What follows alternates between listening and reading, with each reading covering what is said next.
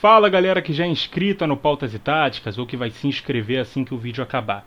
Pra galera que já está aqui há mais tempo, vocês devem ter visto que ultimamente eu tenho batido muito na tecla de pautas como por que o futebol brasileiro mudou, por que não se joga mais como antigamente, por que alguns sistemas táticos não existem mais, por que temos menos craques agora do que antes, e várias outras que têm a ver principalmente com essa opinião de que a qualidade do jogo piorou.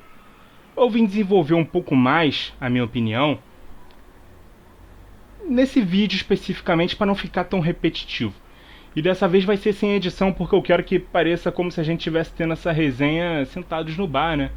E aí eu vou te falar não só como jornalista, como um cara que tem um canal de futebol no YouTube, mas também como espectador, beleza? Então, primeiramente, antes só ter talento com a bola no pé já bastava. O jogo era mais espaçado, mais lento, mais individualista, talvez até mais bonito, né? Porque a gente via quem realmente sabia tratar bem a bola e quem não sabe por mais tempo ao longo dos jogos. Mas geralmente a gente tem essa opinião quando a gente assiste um jogo de um time que não é o nosso. Quando a gente senta no sofá para se entreter, não para torcer. Seja de um outro time do Brasil, do futebol europeu, jogos de seleções. Agora tem também, né, futebol da Arábia Saudita pra gente ver, MLS, com Messi por lá, enfim. Quando a gente não tem compromisso com o resultado, a gente julga a qualidade do jogo, do espetáculo. Mas quando é o nosso time, a gente não quer saber se joga bonito, se joga feio, se tem mais posse, quem finaliza mais, se o jogador dribla ou não. A gente quer ganhar, ponto. E sabe o que os técnicos querem também? Adivinha? É tão óbvio que chega a ser ridículo. Eles querem ganhar também. Eles não querem dar espetáculo, eles não querem dar show. Então, depois de mais de 100 anos que esse esporte é praticado, o jogo se aperfeiçoou, evoluiu, andou pra frente. Só o talento, que era o que bastava para se jogar futebol, já não resolve mais sozinho. Você precisa aliar o talento à intensidade, à disciplina tática, cuidar bem da parte física, psicológica, além da parte técnica. Tudo isso para quê? Para ganhar, que é o grande objetivo do jogo. As pessoas jogam futebol para vencer o adversário. Então, descobriu-se que você não precisa ter as melhores peças para ser competitivo e que, principalmente, não existe só um jeito de jogar futebol.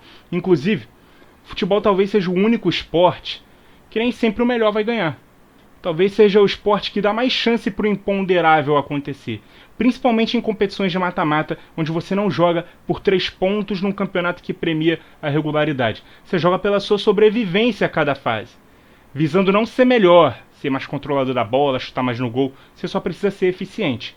Ah, mas isso deixa o jogo feio, porque as equipes não querem mais ter a bola. Você acha que não é preciso ter talento, boa técnica, eficiência, também para passar a maior parte de um jogo só se defendendo? Para não dar espaços, ver o jogo ser decidido, no detalhe de um erro individual. Imagina o quanto de concentração isso demanda para ser assertivo nas poucas chances que você cria. Então, você pode jogar por uma bola e essa bola cair no seu pé. Se seu jogador não tiver talento para fazer o gol, você não vence. Então, ter técnica e talento não é só fazer um passe, um drible, finalizar de uma maneira mais plástica. É preciso ter talento e boa técnica para desempenhar todas as funções de todas as posições do campo. E para acertar todo e qualquer movimento, né, quando ele for preciso num jogo. Porque no futebol de hoje, você pode não ter uma segunda chance dentro da partida de executar aquilo que você precisa fazer. A gente falou sobre a necessidade de ser eficiente nas competições de mata-mata, enquanto que nos pontos corridos, você normalmente vai ver os melhores times vencendo. Ou o Manchester City não é o melhor time da Inglaterra. O Bayern não é o melhor time da Alemanha. O PSG na França. Normalmente Real Madrid e Barcelona na Espanha. Esses times não jogam por uma bola o tempo todo. Eles visam controlar os adversários. E quanto mais vezes você joga bem, num campeonato de muitos jogos, maiores as chances de você vencer. Se essas equipes se propõem a isso, elas fazem isso bem e conseguem vencer. Ah, mas eles nem sempre traduzem essa superioridade em placar, em goleada. Eu tenho uma opinião sobre goleada. Goleada é resultado de um time jogando muito bem e outro jogando muito mal. Todo gol tem falhas defensivas. Nunca um gol vai ser 100% mérito de quem marcou. Ou alguém deixou de pressionar, ou deu espaço, ou deu bote errado, ou o goleiro falhou, ou o cara foi driblado com facilidade. Então imagina quanto um time tem que errar para perder de goleada.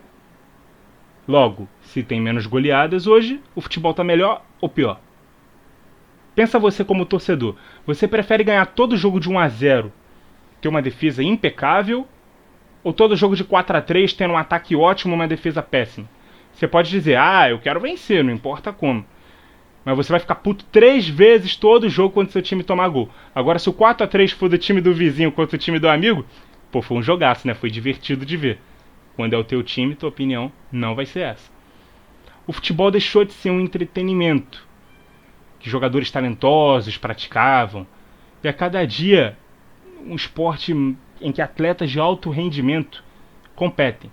Estou dizendo isso, estou dizendo que os jogadores de hoje são melhores? Não.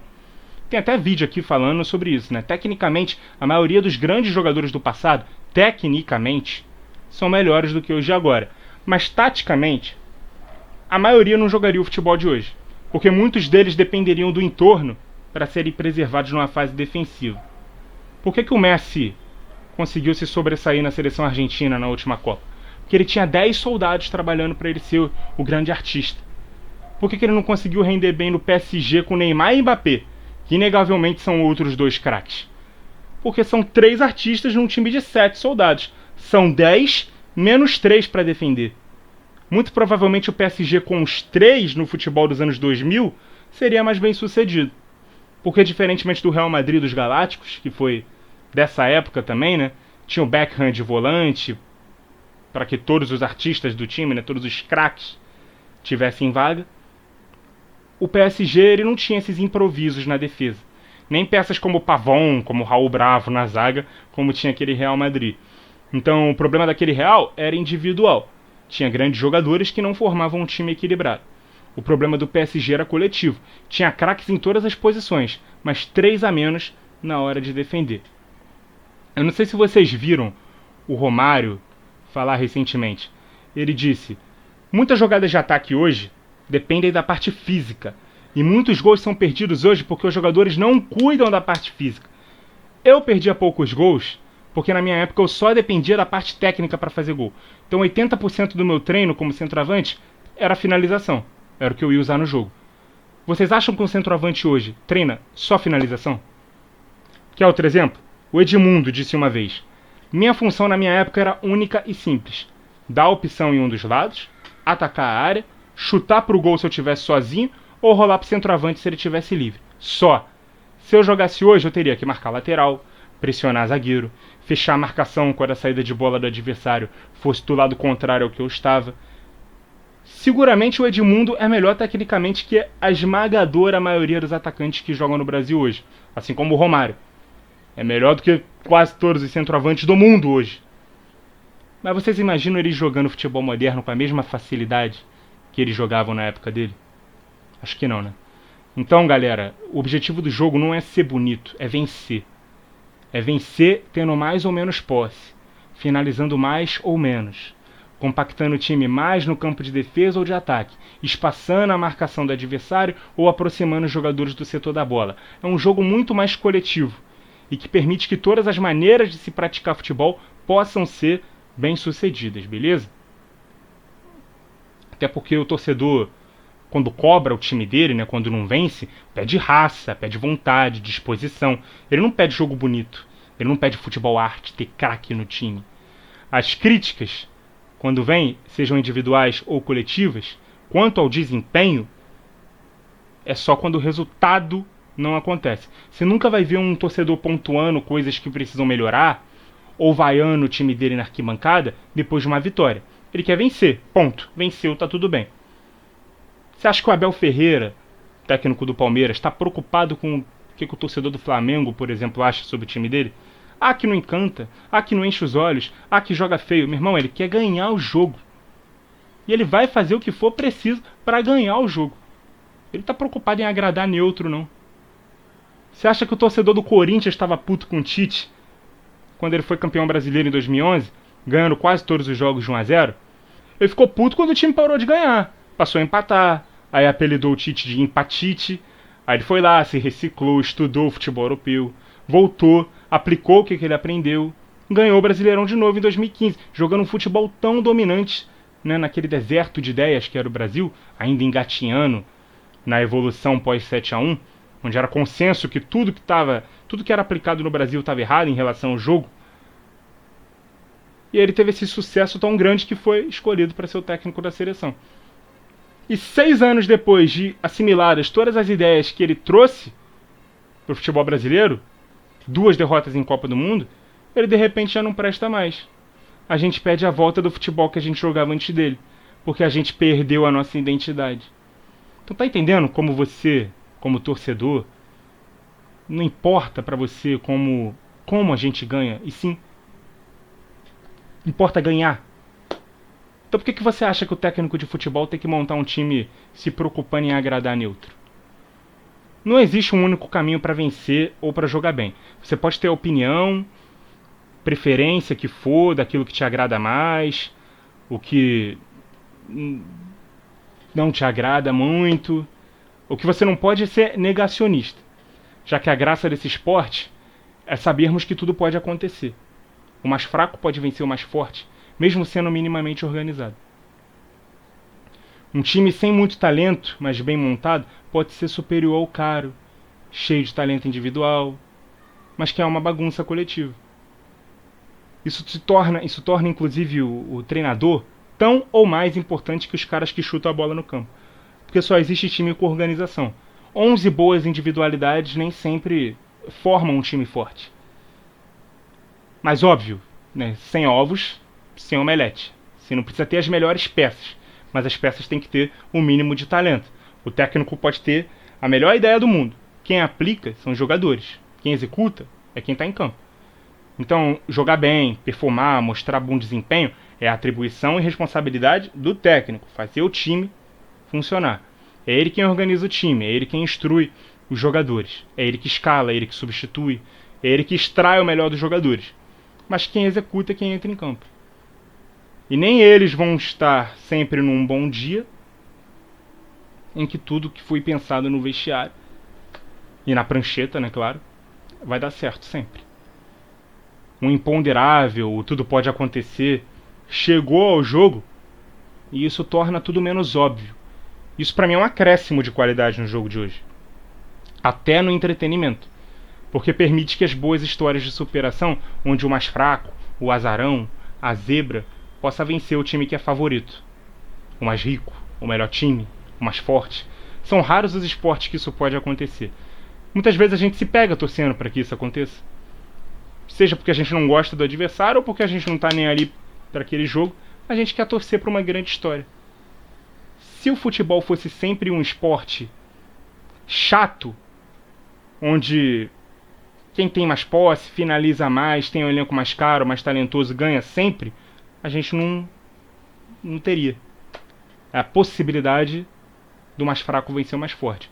Eu não precisaria ver o jogo, entender o jogo. Eu só precisaria olhar as estatísticas, as escalações, o resultado seria óbvio. Graças a Deus o jogo andou pra frente, não é assim. Ah, mas não tem mais tantos heróis, a criançada não tem mais ídolos que eles querem ser quando crescer, o jogo não é mais tão plástico. Coletivamente o jogo é melhor, e o futebol é um esporte coletivo, ponto, não tem discussão. Querer entender o que acontece e por que acontece com um pouquinho de boa vontade pode ser tão ou mais divertido quanto era sentar no sofá, ver um jogador pisar na bola, levantar a cabeça, dar 3 passos para frente, e aí fazer um lançamento longo, sem ser incomodado pela marcação, acertar um passe de 30 metros, para um outro cara receber também desmarcado. Esse era o futebol de antigamente, que a gente ouvia dos nossos pais, dos nossos avós. Você já sentou para assistir um jogo de futebol dos anos 70, dos anos 80? Acho que quem está mais acostumado com o futebol moderno, com o futebol europeu de hoje, com a Premier League, que é sempre tão elogiada pelo jogo ser rápido, não aguentaria ver um jogo mais antigo até o final. Então, para resumir tudo que foi dito aqui em uma frase: o futebol não é pior hoje do que era antes, ele é mais objetivo. Você não está preocupado com a qualidade do jogo do seu time. Você quer que ele vença, não importa como. Mas quer ver espetáculo vendo um jogo qualquer. Aí sim você pega o martelinho de juiz e julga o que está vendo.